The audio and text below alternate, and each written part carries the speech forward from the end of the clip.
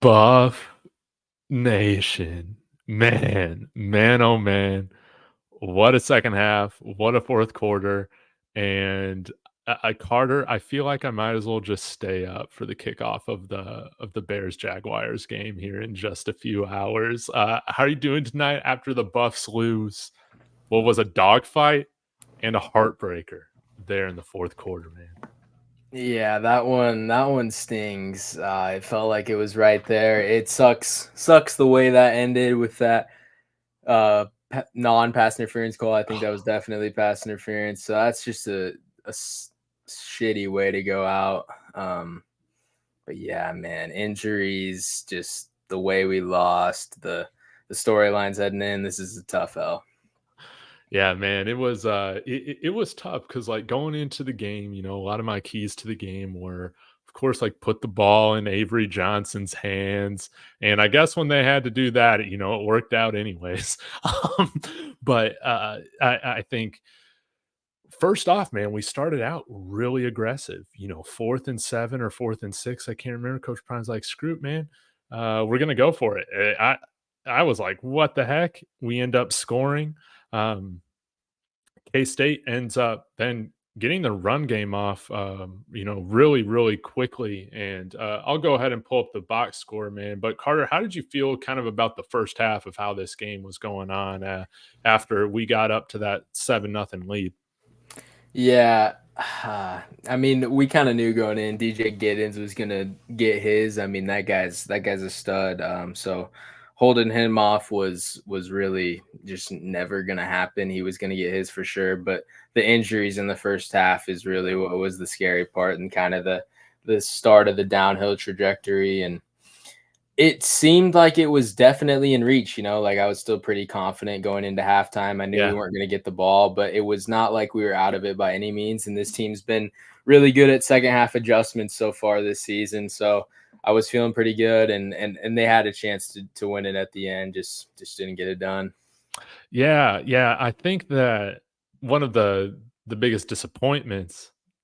Hey, shout out to the Cocaine Willie pod. Congratulations to those guys getting a 3-point victory. I know they were all there today. But it was disappointing because, of course, Kansas State comes in. They're a very tough team.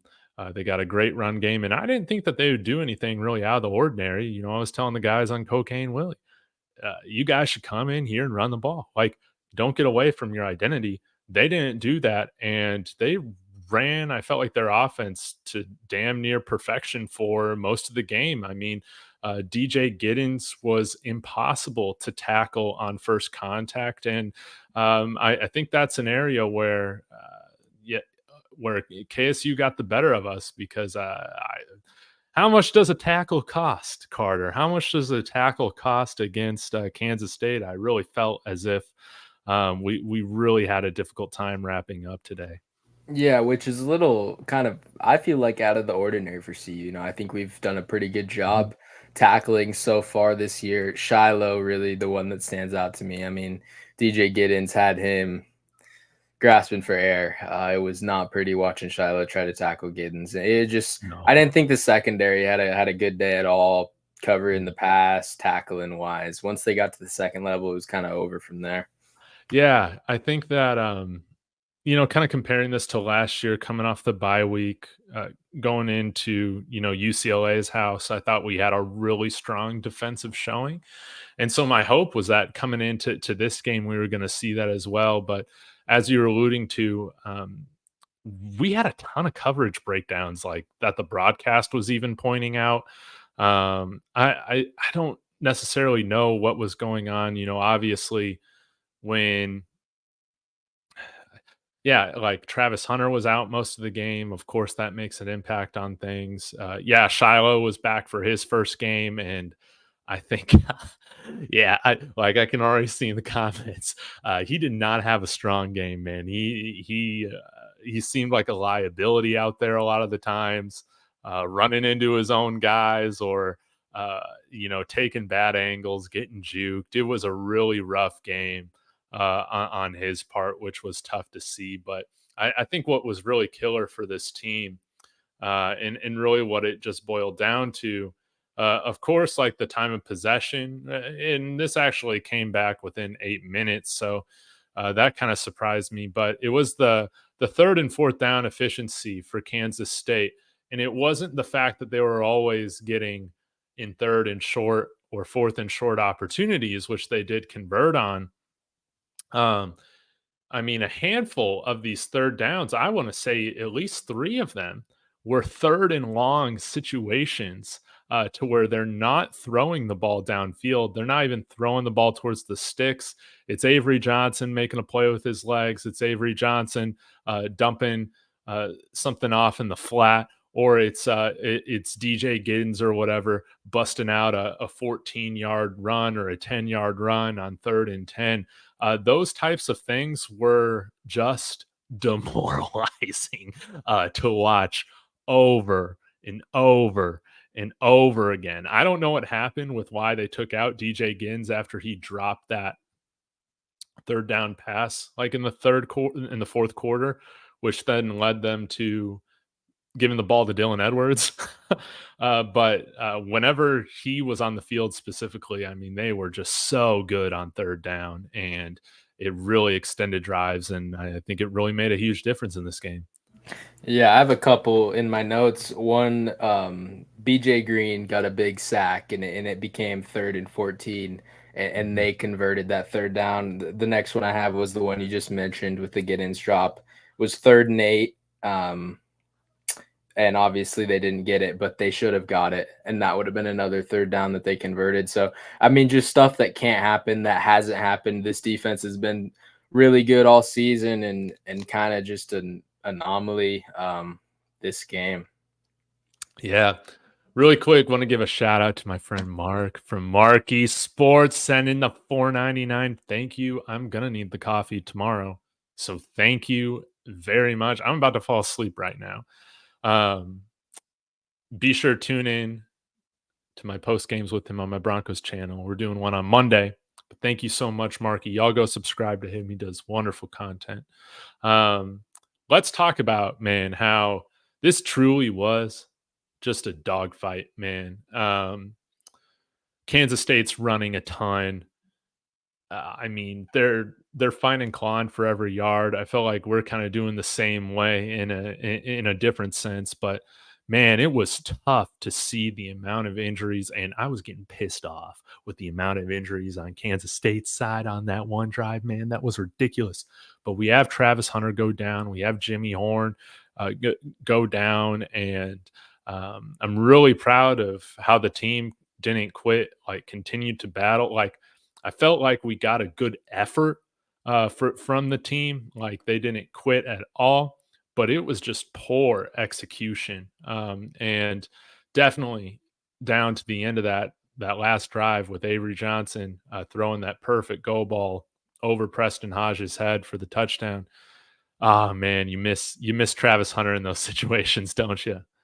Definitely. I didn't think Preston had the greatest night tonight, but Yeah. injuries, I mean, it sucks.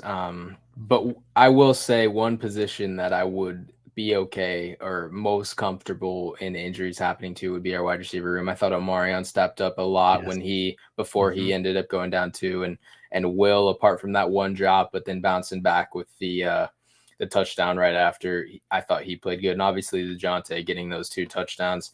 So injuries suck, and hopefully they're not too long term, and we'll have them back for Arizona. It seemed like they were in good spirits on the sideline, Yeah. but yeah, man. I mean, when your best player on both sides of the ball, it's like really losing two players. With Travis goes down, it's obviously a tough hole to dig out of. Yeah. And credit to Omari Miller, man. He was so fantastic. Getting put in the lineup after Travis and Jimmy's injury. He was so good. 8 receptions, 145 yards. Of course, he had that 51-yard uh, catch on that. Well, I can't remember if it was, yeah, it was like first and or third. And I don't know, dude. But that was I think the drive that Shore ended up throwing that pick right at the goal line. Really tough pill to swallow. But Omari, man, he really stepped up. Will Shepard, had that drop, man, but he ended up making up for it, thankfully, with that touchdown grab. Um, eh, yeah, honestly, man, like the I'll ask you kind of what were your thoughts on kind of the offense, the play calling, personnel, kind of all that. I definitely have some thoughts on our offense, especially in that first half. Yeah, I mean, your leading rusher tonight has a total of 11 yards. The fact that you are losing a game by 3 when your leading rusher has 11 yards is that's, I mean, I guess you could take that as a win right there. Um, I was pretty disappointed in how long it took for Isaiah Gusto to get carries. Yeah, And we really didn't see much of Micah Welch. He didn't get a carry tonight, it looks like. I know he was on the field. no, I saw him running some routes, yeah, but not a carry tonight. But I would just like to see both of them get a little bit more action, especially when you start with Dallin, and Dallin's longest rush is 3 yards. But I didn't really mind them getting away with it because they were finding success in the passing game. But yeah. yeah, it's just when you can't run the ball, you can't expect to win very many games. Yeah, yeah. I was a little surprised because what I feel like I've talked a lot about over the last month is how, we just been going with the hot hand, right? And on those first couple drives, I really did feel like Dallin missed where he should have been going in terms of the holes that were open and running into where the chaos on the line was. Like, did not feel like he had his best night with the vision. And I was surprised. I mean, it must have been not until the late third quarter or early fourth quarter until we saw Isaiah Augustive get some work. And yeah, I just kind of felt like we kind of got away from what we've been doing. That's brought us success in the run game, and that was kind of finding the hot hand, finding the guy who was going to find the holes. I think when you're looking at the stats in terms of the rushing, you're going to say the offensive line had a bad day. Um, and I guess, I mean, I guess I just feel like there was more there to realize from both our running game and honestly with Shador's pocket presence. I felt like this was one of the worst games that he's had with his pocket presence. Most of the time, I felt like I forget how many sacks he took this game, but a lot of times it just seemed like he was kind of rolling into pressures, drifting back, kind of getting back into those bad habits. He did kind of get out of those on those last couple scoring drives, which was nice, but those were. It's tough, man. It wasn't like those sacks he was taking. They were, a loss of 6 because of because of his ability and his never will quit attitude, which is a wonderful quality of his. Sometimes it can backfire to where you're dealing with 2nd and 25. And I particularly remember in the first drive where he killed a drive just based on taking those sacks right there after we crossed midfield. Yeah, and the intentional groundings too. I mean, there are so many times where he'd just roll himself into trouble. I would just love to see him. I mean, just do the Brady, dive forward and make it a 3 yard loss, not a 13 yard loss. It Yeah, would save them so many yards. But I thought the pass protection started the game off pretty solid. I think yeah, I think their first couple drives, they Shador had plenty of time, didn't run out of the pocket too much. I thought their pass protection started off really well, and then obviously towards the end of the game, when Kansas State started adjusting and bringing more blitzes and yeah. showing off different packages, they kind of got in trouble and started getting multiple false starts and holding penalties, and then Shador on top of that with the sacks. It ended up being pretty ugly in that front. Yeah, and Kansas State, they're not typically a team that beats themselves. They definitely got comfortable here in the first half with their running game, and again, what BYU was able to do was get out to a nice, I think, 2 or 3 possession lead by the time halftime hit, and that really took Kansas State out of it in the second half. But I think that they did a wonderful job on just inflicting their will to start the game. Even in a 7-0 hole, they didn't panic and really got everybody comfortable. And Avery Johnson had a couple kind of those young Avery Johnson moments, but they did a really good job of not putting too much pressure on him. I was honestly very surprised when Chris Kleiman just decided to go for it there on 4th and 6 or whatever it was when Colton Hood picked it off. But man, credit to him. I thought that this sucks, man. I feel like some of these quarterbacks sometimes have their like best games against us, but he was fantastic. I thought a young quarterback playing on the road. I thought he did a really good job, and my Kansas State friends said they will not pick Kansas State to win on the road. They need to see it, and I think they saw that jump in composure this week as opposed to 3 weeks ago at BYU. Yeah, I think going into this game, one of the defense's goals would be to try to force Avery Johnson to throw the ball and not let him run, and obviously not let their running backs run. And even when they did that, they were making throws. I said it earlier. I thought our secondary had a rough game, and that's just credit to their receivers too. I wasn't expecting to see how well their receivers played. I thought Yeah. they made our secondary. I'm repeating myself again, but it's so surprising. And obviously, Travis Hunter being out doesn't help. But their receivers looked a lot better than I was anticipating, and that just all circles back to Avery Johnson as well. I thought he had a pretty solid game and on the road in a tough environment. Yeah. And when you're playing a tough, well-coached team like Kansas State, you can't leave points on the board. You can't turn the ball over, especially in the red zone. You can't give them possession starting close to midfield, which I think we did a couple of times. All those things, and I guess like a silver lining is like, hey, um, we fought back, we took the lead. That's wonderful that we never quit. Again, like uh, I love watching this team, man. I really do feel like they're made of different stuff than what we've seen last year. But it was those big time errors. I think that whether it was extending drives, letting up big third downs, or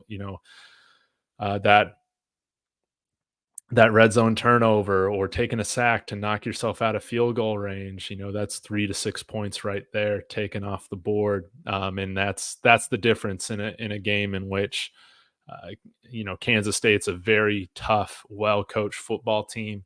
And I think, man, maybe earlier in the year we would have had a lot tougher of a time with a team like this coming in our house. I think we played them really strong. I have felt, especially since that UCF game 2 weeks ago, that we're never going to be out of any game. Um, Remaining on the schedule, it shows how close we can get while we're not playing our best football, while we're not, with some of our top guys. The resilience is great, but we gotta, hopefully, as time goes on throughout this season, finish some of these games a little bit better than how we failed to tonight. Yeah, in K-State's style of play, they're a team that would like to get up on you early and Yeah, really not let you get back in the fight just by pounding the rock. So the comeback we were able to kind of make just is a testament to this team's fight. But looking ahead at the schedule, I mean, you could probably say was their hardest game left. I mean, Utah does not look the same as yeah, pre-injury Cam Rising. So who knows there? And Oklahoma State, who you were kind of looking at as well, yeah. does not look like we thought Oklahoma State could look like. So hopefully we can finish this stretch strong, but a close game, a tough loss. Injuries suck.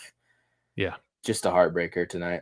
Yeah, yeah, it's just a heartbreaker. We're really close to coming back, and again, it was great to see that interception by Colton Hood. Tough game for Preston Hodgman because you could say he gave up. He gave up the game winning touchdown, and he also took away a pick six, kind of tripped off Colton Hood there.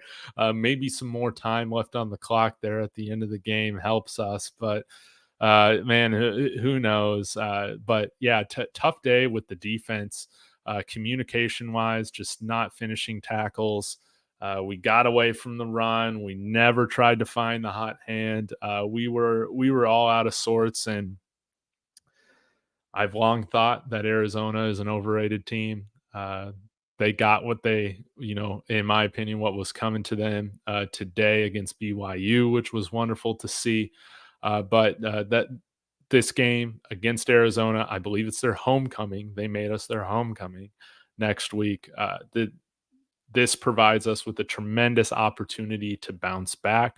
Hopefully, our guys are healthy for it, but I'm expecting us to grow better from this type of game facing an opponent like this. I think the Nebraska loss made us a tougher team, and that's what I'm going to expect with us coming out of this dogfight where it seemed like a lot of people got banged up. Yeah, and with all the veteran college players and the older players on this team and the staff that we have, it's expected that this team bounces back and has more grit and doesn't fall short of their next games and has a game like they did like CSU after Nebraska. And we look back on the Nebraska game and say maybe that loss was needed, and hopefully we can look back at this game and say hopefully that was needed. And I could see an easy avenue to us finishing the season with 2 losses. Yeah. Yeah. No, totally. I think every game that we have on the schedule is winnable, like you said. And again, the execution wasn't there tonight, but I thought I really did feel like the effort was. In getting that lead there in the fourth quarter, it just slipped away, man. It just slipped away, sadly. Um, well, Carter, I think I might cut this one short, dude. I am so tired, man. Any last thoughts or like things that we haven't talked about, man? I can't even think about it. I'll pull up the box score again. Yeah, I'm checking my notes, man. Not really. Shout out Tajay McCoy again for getting the Yeah, sack. I think he's coming along pretty good. But yeah, man, Nikhil Green, I want to give a shout out to him because he could have had the game saving play if we were to go on to win it, tipping that ball yeah, to force their fourth down where we ended up getting that pick. But actually, I got one more thing. I think yeah. uh, one thing on Shador, you look at the box score and this looks like a pretty strong game from Shador, but I think this is definitely not one of Shador's sharpest games. I think he No. had a lot of glaring mistakes. And some of those mistakes really cost us some points and some opportunities to extend some drives. Yeah, yeah, I would say that that's fair. We've seen better from 2, and, yeah, Indeed. I don't think we got his best tonight, although the box score does reflect that he just absolutely killed it. The minus 50 rushing yards, I'm not from Shador, I'm not putting all on the offensive line, not in this game, and, uh yeah, just too many what could have been moments just with us not executing, man. But like I've said, still very proud of this team, this effort.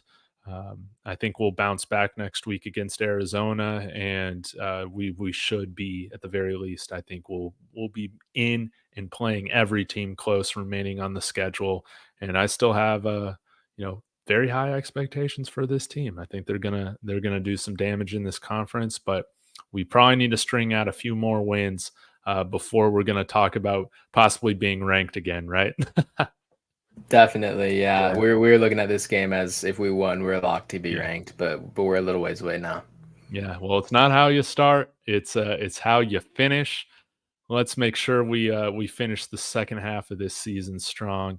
Colorado now 6 games in at 4-2, 2-1 in conference, still fairly in control of their destiny in the Big 12, but we'll have to see what happens. Guys, thank you so much for tuning in, especially late night. You'll catch me tomorrow at some point. And Carter, let me know what do y'all got going on at Let's Talk Broncos.